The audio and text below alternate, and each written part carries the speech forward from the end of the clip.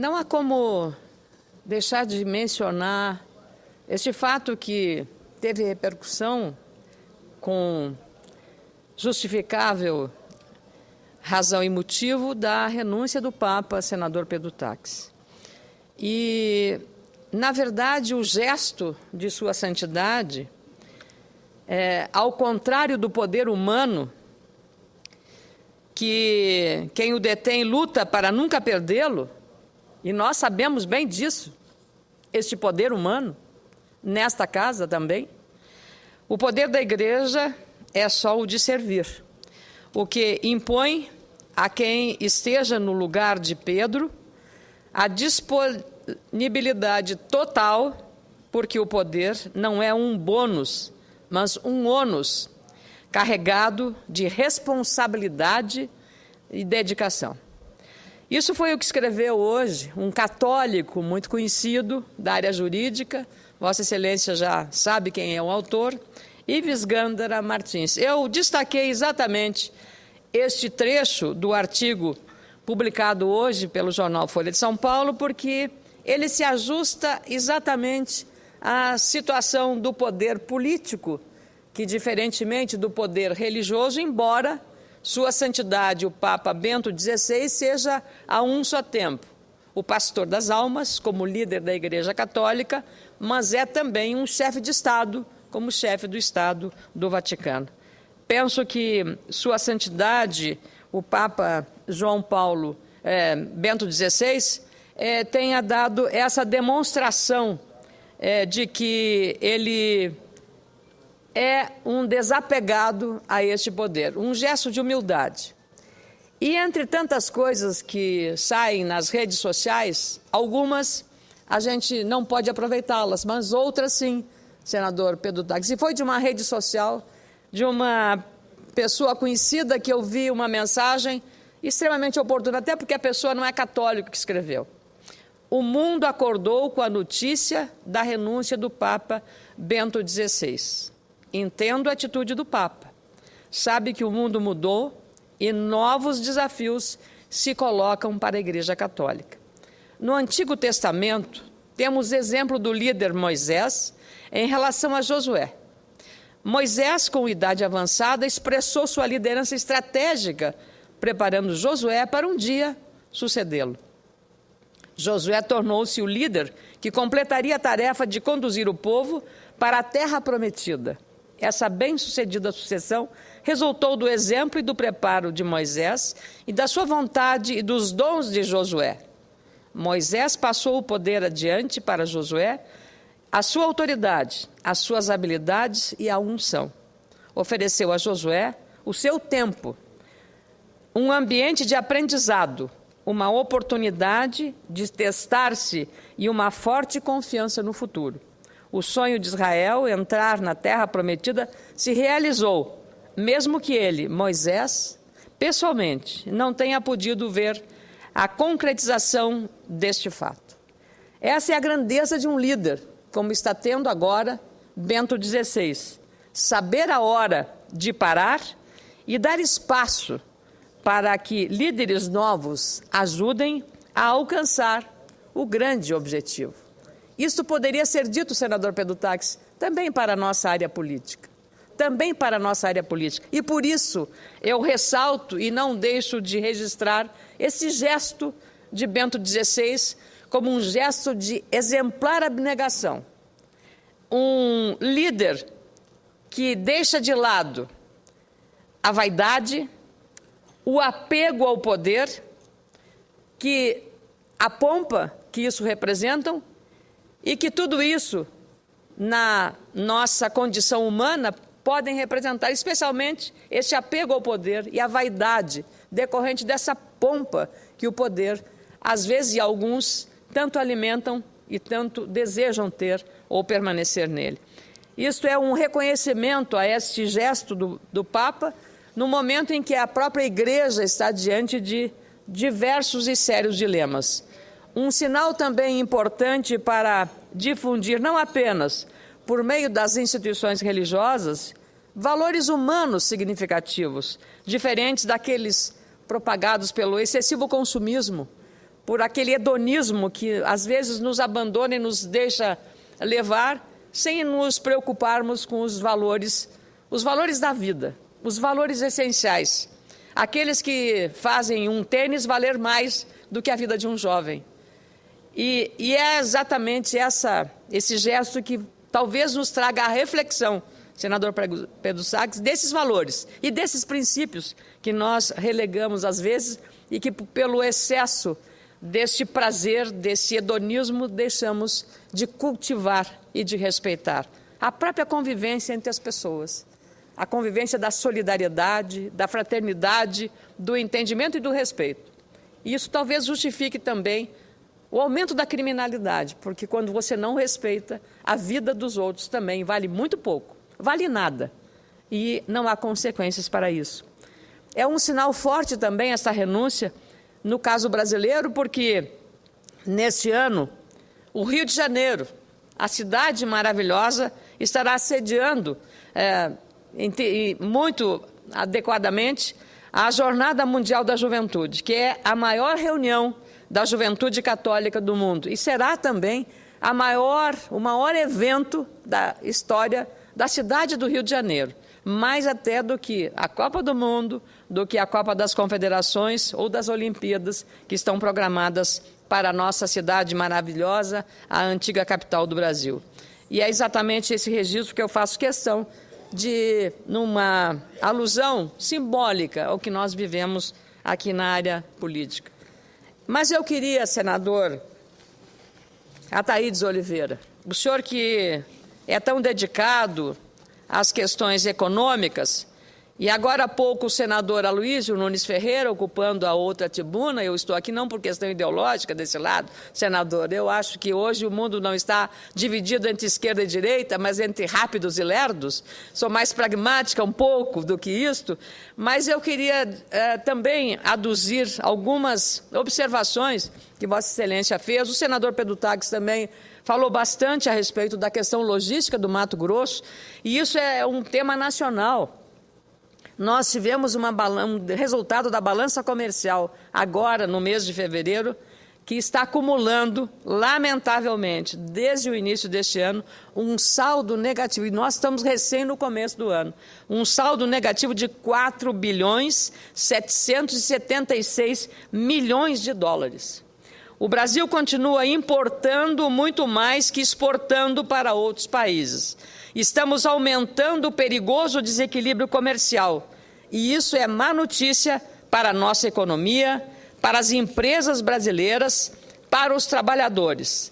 Cada vez que nós importamos, estamos ajudando a criar empregos lá fora, eliminando vagas aqui dentro em nosso país.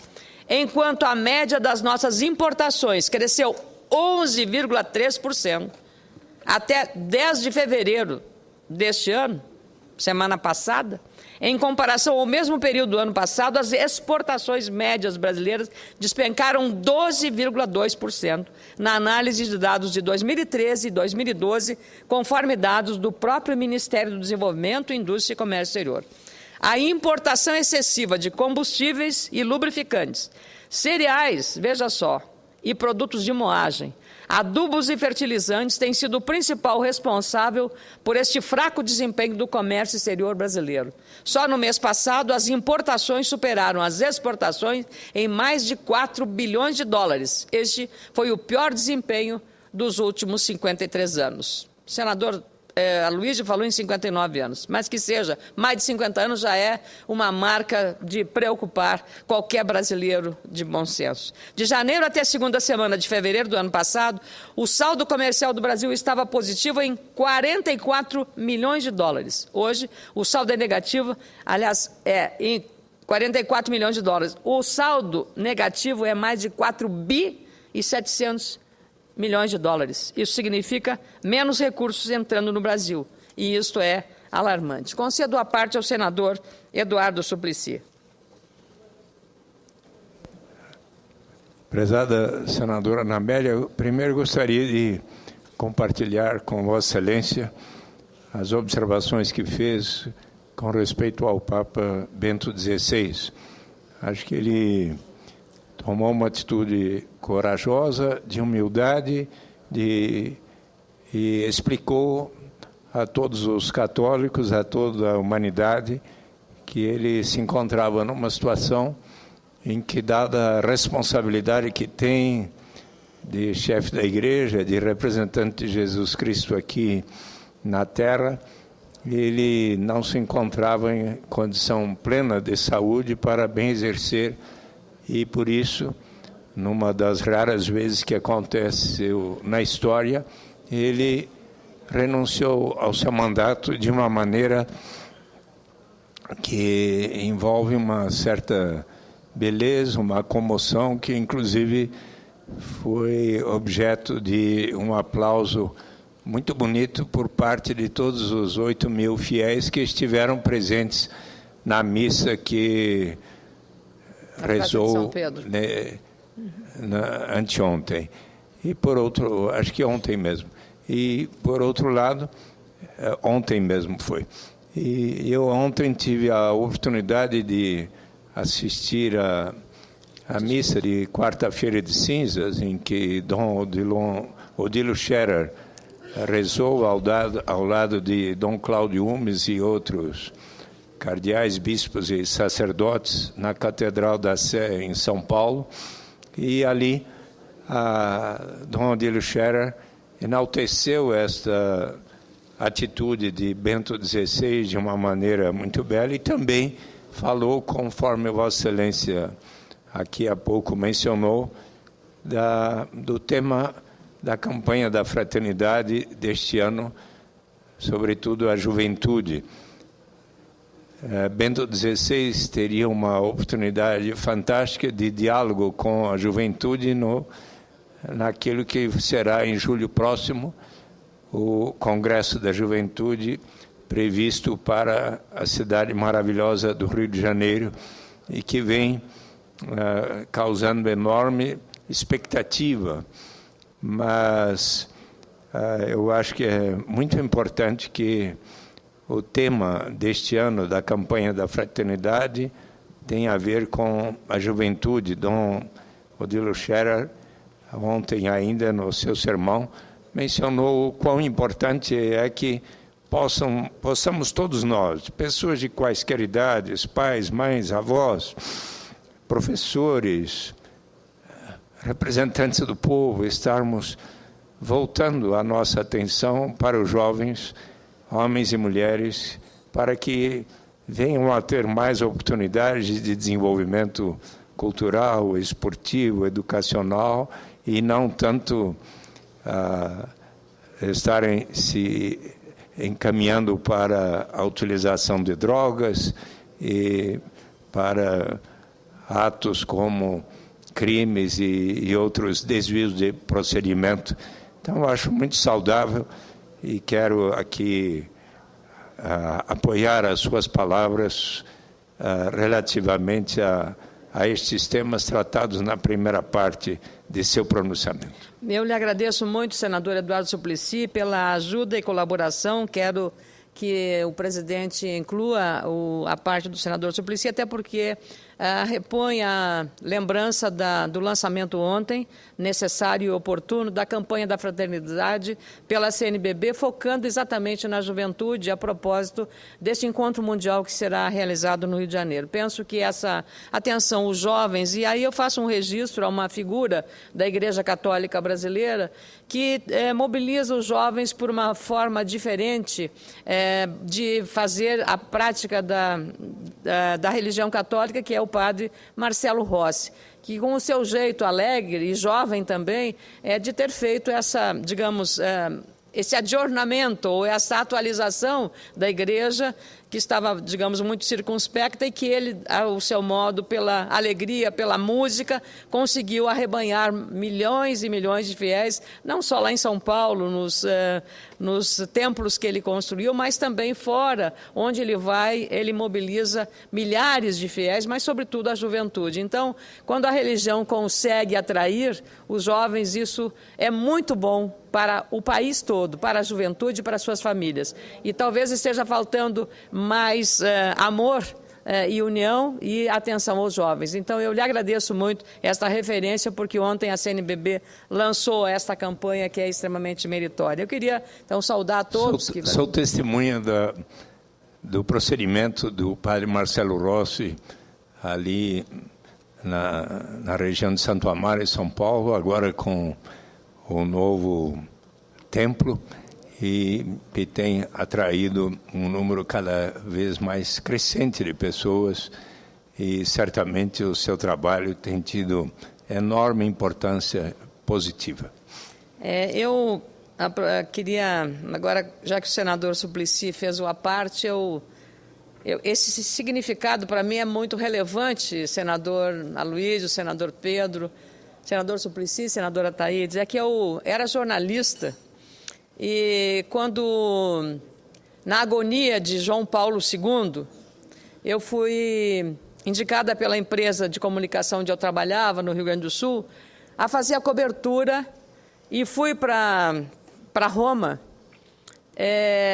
no dia que estava agonizante o Papa João Paulo II, que penso teve um grande significado pela simbologia, pela liturgia com que ele encarnou o poder papal. O gesto dele de beijar o chão de cada país visitado tinha um simbolismo de reverência àquela terra onde ele estava chegando pela primeira vez. E eu, desde 82, encontrei várias vezes o Papa João Paulo II. E tive como jornalista, ter dado para a Rádio Gaúcha, na tarde de sábado de 2005, foi o ano da morte do Papa, João Paulo II, dar em primeira mão no Brasil essa notícia tão triste, que fez chorar o mundo inteiro. E no dia seguinte dos funerais do Papa, eu estava na Praça de São Pedro, narrando e contando para todos os ouvintes do Rio Grande do Sul e do Brasil que estavam ligados e conectados, linkados com a Rádio Gaúcha, a tudo o que estava acontecendo lá.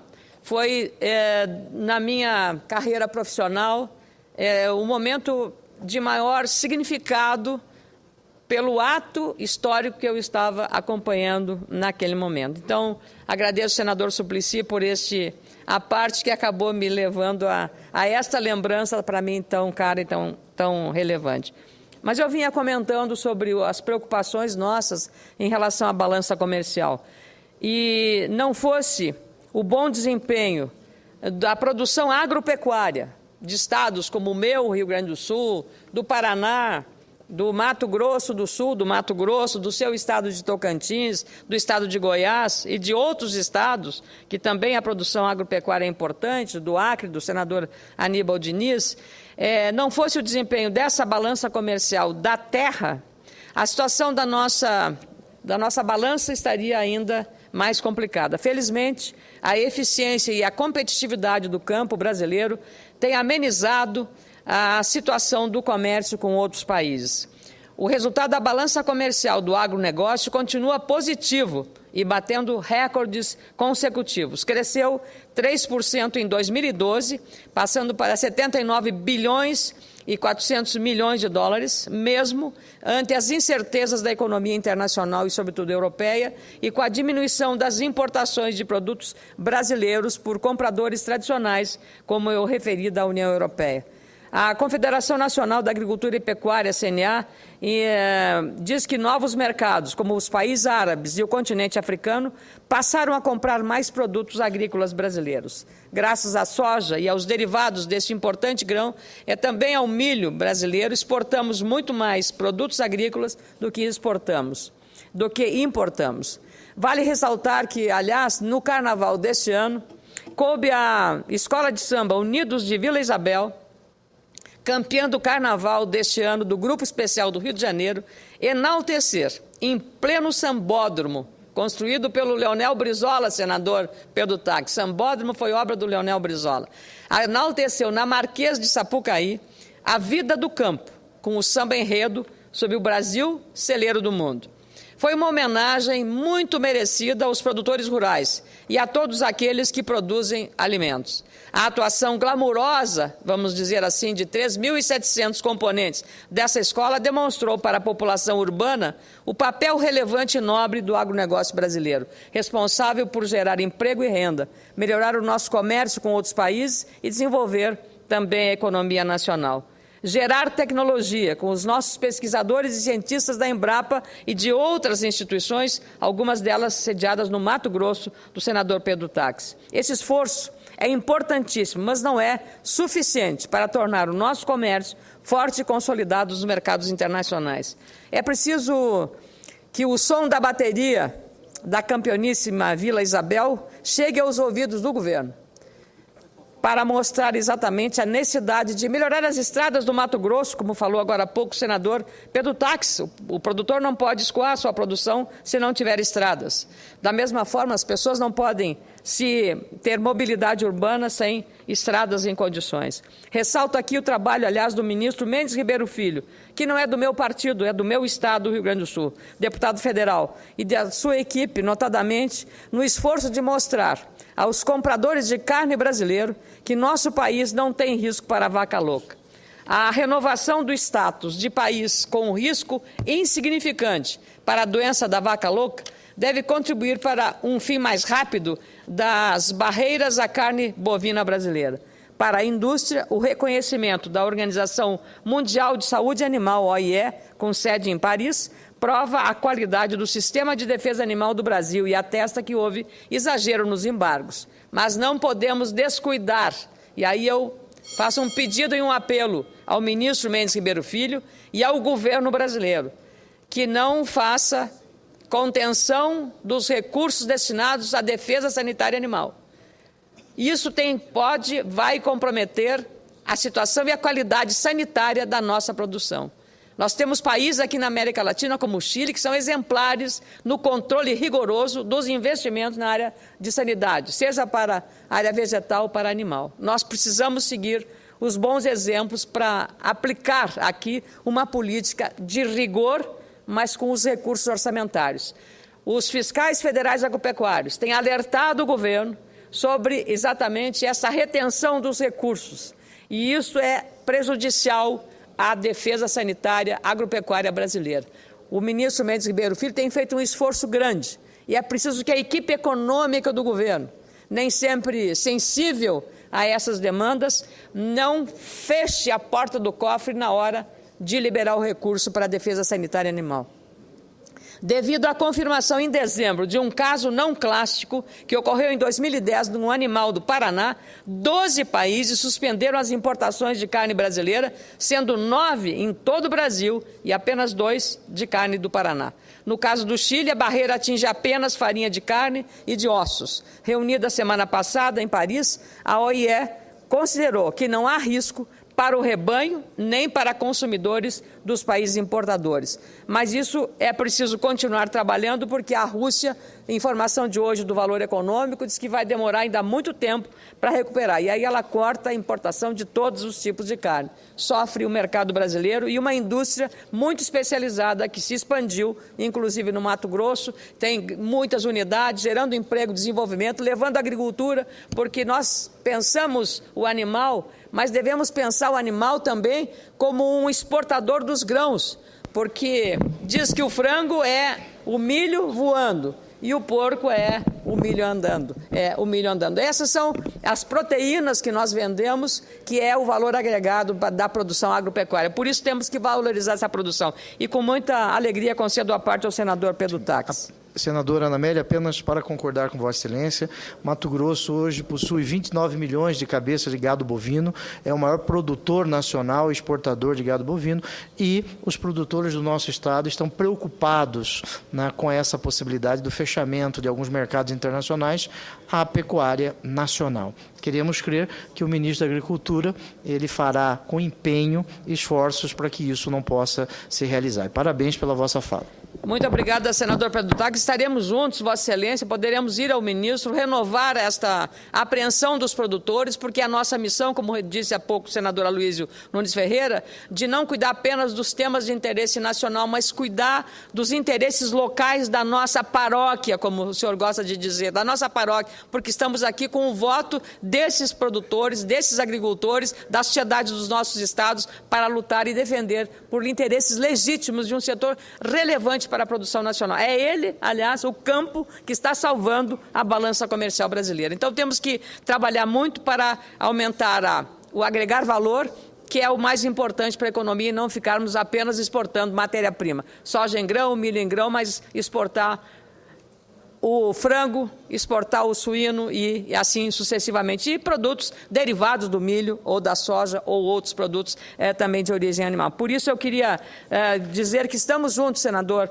Taques, senador Aloysio, todos os senadores, para irmos, se for necessário, ao ministro, renovar essa solicitação. Além da exportação de produtos básicos, nós precisamos dar mais valor agregado a produtos competitivos e políticas que não acabem, por exemplo, com o fôlego das micro, pequenas e médias empresas brasileiras, ainda as mais hoje prejudicadas com o fraco desempenho do comércio internacional. Recentemente, usei essa tribuna, senadora Thaídes, para fazer um alerta sobre a invasão de produtos asiáticos no mercado brasileiro. Eu não sou contra fechar a porta, não, absolutamente. Não é isso. Eu sou uma pessoa que defende o livre mercado.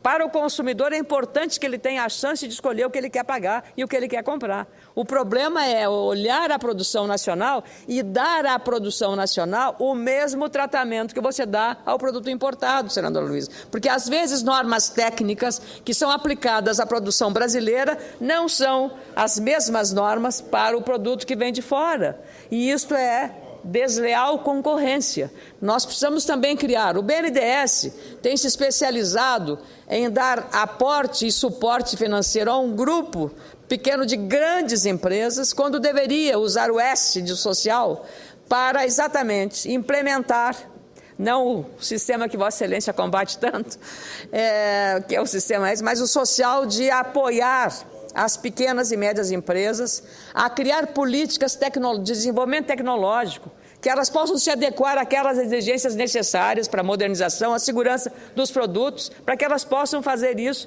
com condições competitivas aceitáveis. Mas, do jeito que está, elas estão impossibilitadas de fazer isso, porque não têm acesso a esse crédito. Seria muito importante. Tenho falado muito nesse aspecto aqui. Recentemente estive nessa tribuna para fazer um alerta sobre a invasão desses produtos. Além da invasão das mercadorias chinesas, estamos perdendo a briga comercial para concorrentes da Coreia do Sul, da Indonésia, do Vietnã e da Tailândia. Esse comércio predatório que está promovendo o sufocamento e até a morte de muitas empresas brasileiras precisa ser tratado com a atenção que merece. Recebi muitos e-mails e comentários nas redes sociais em favor do livre comércio e da livre concorrência. Eu também sou defensora dele, mas o apoio às empresas brasileiras é fundamental. Concordo que o Brasil precisa ter um mercado aberto e competitivo, o suficiente para enfrentar os concorrentes, mas não posso aceitar a concorrência predatória que prejudica nossas empresas, torna a nossa balança comercial fraca e tira a competitividade da nossa economia em diversos ramos, especialmente têxteis, calçados e até brinquedos. Estudos internacionais, senadora Aloysio, mostram que a hora de trabalho para a produção de têxteis, malha para a confecção, custa às empresas brasileiras $11,24 a hora. 4 vezes mais que a China, onde o custo da hora trabalhada para a produção do mesmo produto é de $2,75. Se formos somar todos os custos de produção, uma malha brasileira para a confecção custa aos empreendedores brasileiros 21 centavos de dólar. Na China, esse custo é de 7 centavos de dólar, 3 vezes menor. É uma diferença gritante e desleal no comércio internacional. O setor de calçados de couro, uma indústria muito forte no meu estado, Rio Grande do Sul, só está sobrevivendo por causa da excelente qualidade, do elevado acabamento e do valor agregado, e também de uma sobretaxa aplicada aos calçados esportivos, aos tênis, de $13,50 a cada par de calçado tênis importado da China. A medida está em vigor desde 2009 e é válida até 2014 por causa da denúncia da Associação Brasileira da Indústria de Calçados, a Bicalçados, da prática de dumping no caso do chinês. No caso dos têxteis brasileiros, outra indústria muito forte no sul do país, existem conversas entre a Associação Brasileira da Indústria Têxtil e também de Confecções, a ABIT, e o governo federal sobre a possibilidade de aplicação de salvaguardas. É um movimento em favor do mercado doméstico e da competição justa, sem prejuízo à indústria nacional. São ações que precisam ser consideradas e ampliadas em favor dos micro e pequenos negócios, os mais prejudicados pela elevada carga tributária do Brasil e pela ausência de infraestrutura, que permite fretes mais baratos para os empreendedores brasileiros. Só no Rio Grande do Sul existem mais de 600 mil micro e pequenas empresas, são mais de 6 milhões em todo o país, representando 25% do produto interno bruto nacional e 53% dos empregos formais no Brasil, senador Ataídes. O governo não pode fechar os olhos para esses empreendedores. Eu sei das boas intenções e do esforço que a presidente Dilma Rousseff vem fazendo nessa direção. O que eu faço agora é mais um alerta, no sentido de usar os mecanismos e os instrumentos disponíveis na mão do governo, como o BNDES, para auxiliar esse setor.